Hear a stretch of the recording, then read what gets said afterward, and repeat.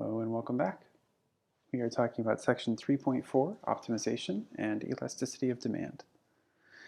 In this video, we're going to talk about that third learning objective, study optimization principles in economics. So I'm just going to skip out and we'll find our slide. So the two principles that we're going to be working with are the following. Marginal analysis criterion for maximum profit, and another one, marginal analysis criterion for minimizing average cost. And so basically these are just two strategies for optimizing things that come up frequently in some kind of business application. So maximizing profit, generally a good thing.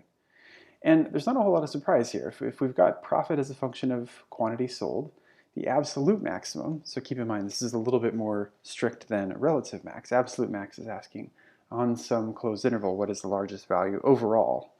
Then what we're looking for is R prime to be equal to C prime. And that's not that big of a surprise actually, because this is really asking for the same thing as profit's derivative to be equal to 0. Because that's what R prime minus C prime actually would be. So if we take R prime minus C prime, set it equal to 0, we get this equation back again, just add C prime over. So not a huge surprise. And then to make sure that the profit function is curved downward, so we get our second derivative test backing us up, then we make sure that R double prime is less than C double prime. That would make sure that P double prime is negative. And so the profit function is curved downward, and thus we would have a maximum at any critical point. Okay, and in words we're just saying we want marginal revenue to be equal to marginal cost. So let's try this out. So we'll take slim wool staplers. They want to sell X hundred units, and then the price we get out of that, the price we charge as a result is 50 minus X squared. That's in dollars per stapler. Then the cost function is X squared plus X plus 4, $100 to produce X hundred staplers. So we're going to play a little bit of a game with units here, but we'll make it work. Okay, so our instructions are use the marginal analysis criterion to find the production level at which profit is maximized, and then find the maximum profit too. So actually, this is a big fancy phrase, marginal analysis criterion for maximum profit, but really what we're doing is finding the profit function, setting it equal to 0, solving. Okay, so basically we're going to find a marginal revenue and marginal cost. So we're saved the trouble of finding a profit function to begin with, but we could have done that for the sake of being systematic. Revenue, as always, looks like number of units sold times price per unit. So we're just going to borrow the price function that was thrown at us in the beginning and expand. So 50x minus x cubed is our revenue function. Marginal revenue then would be the derivative of this. Just using power rule, we'd get 50x would be 50, and the rate of change in x cubed would be 3x squared. We'll do the same thing for cost. This time, for cost, we didn't have to actually build our own function because they handed us a cost function to begin with, this x squared plus 4 plus x kind of deal. But it's the same difficulty level as far as strategies for derivatives. So just some power rule, and we would get derivative of that is 2x plus 1. So then the goal would be to set these marginal functions equal to one another. So R prime equals C prime, there's R prime on the left, here's our marginal revenue, here's our marginal cost on the right. And if we group everybody together, probably quadratic formula is a valid strategy. And then we get a couple of points. Mathematically, negative 4.39-ish and 3.72-ish. But of course, X is number of units sold. So having negative 4 point something staplers made doesn't really make much sense. So we will take the positive solution, x equals 3.72. And then reminding ourselves about units, x was in hundreds of staplers, so this is actually 372 to the nearest whole number at least. Okay, so that's our input. That's the number of staplers we should produce. Maximum profit itself is what we get when we go back to ask what profit is. And we didn't actually officially find a profit function, but we could go back to our revenue and cost functions and subtract them when x is equal to 3.72. So here is our revenue function, here is our cost function, and those two pieces together would give us our profit. So units on this, well, we had cost was in dollars per stapler, hundreds of dollars per stapler when we're all done. And then revenue ends up being that way as well, because we'd have we'd have X number of staplers times P of X, and so our units on this would be hundreds of dollars. So if we shift everybody over 2 spots, then we're at 112.96. Sorry, 11. No, I guess that works. 112.96, but $11,296.30. Okay. So another marginal analysis criterion. This one for something else that we could imagine in business being a typical goal, minimizing the average cost per item. So if we've got a cost function, just like our last one is function of Q, number of things we produce, then the way we get minimum average cost is maybe slightly less intuitive here. It's kind of cool, actually. So if you want average cost to be as small as possible, you set average cost to be equal to marginal cost.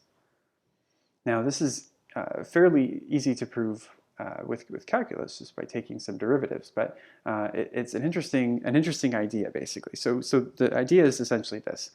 Marginal cost, that is C prime, is how much you can expect to have to pay to produce one more item. So if we go from Q to Q plus 1, this is the total cost function. Average cost is the average amount that you would expect per item. So if the C prime ever gets bigger than average cost, the notion is you could be doing better. You're paying more than you would be on average in order to produce that next unit. So don't produce it. You're increasing cost more than it has to be. If C prime is still less than A, then that means that your rate of change, the next expected cost of that subsequent value, is still less than the average cost per item. So you could continue to produce more because you're producing at less than the average. And it's not till you hit that sweet spot, right, where C prime equals the average cost, that we can imagine we've gotten the best deal. Okay, so we're going to reuse our Slimwell stapler example and snag our cost function and say, okay, our job in this case is to use this marginal analysis criterion to find this production level where average cost is minimized. And then, just like with the profit one, we'll actually find out what that average cost is. So this criterion says, figure out where average cost equals marginal cost. So we've got 2 things to figure out. First one we're going to tackle is the average cost side of this. So we don't have an average cost function yet, but we know the way that average cost works is that we take the cost function and we divide by our production level. So we could leave it like this, which would in general be okay, but notice that at least a couple of these terms we can divide x into. So if we do that, we'd have x and 1, and then, all right, sure, this doesn't turn out super nicely, but we'd have 4 over x anyway. So we almost get away with no fraction there. C prime also requires some work. We haven't done marginal cost yet. So when we switch over, marginal cost, there it is, C prime. So we could either recall this from the previous example, since we already did find marginal cost there, but 2x plus 1 due to power rule. Okay, so this criterion says set these things equal to one another. So average cost on the left and marginal cost on the right. And I'll try to keep colors consistent here. So there's average cost. Okay, so put some terms together. Let's see, we've got take away x from the left and right side, take away 1 from the left and right sides. So basically these 2 terms are out of the mix. This one's out, this one's out. This one became just 1x when we subtracted. And then 1's disappear from left and right. And then multiply both sides by x, and we've got a nice function to work with. So square rooting, and right, we're talking about quantity of staplers produced, so negative number probably isn't all that important to us. So we ignore the -2 option, and x equals 2 is our input. Remembering units, 200 staplers, x equals 2 actually corresponds to 200 staplers because those were the units on our input. Then average cost is minimized when we, okay, well, so let's see, we take x equals 2, dump it back into our function, and then this one really does take some tracking down, but 5, it's just plain old dollars per stapler. And that's because, so our average cost was C of x, our total cost was C of x, average cost is C of x over x. This was in hundreds of dollars. And the bottom was in, as we just noted, x was in hundreds of staplers. So actually, the hundreds piece is sort of out of the mix here. And what we get out of it is just probably, if you weren't paying any attention, what you would have gotten right, which is just dollars per stapler when all is said and done. There's my third grade scrawl for the day. So there it is. Our average cost per stapler is about $5. We'll be back in the next video to talk about the last topic for the section, which is price elasticity of demand. Talk to you then.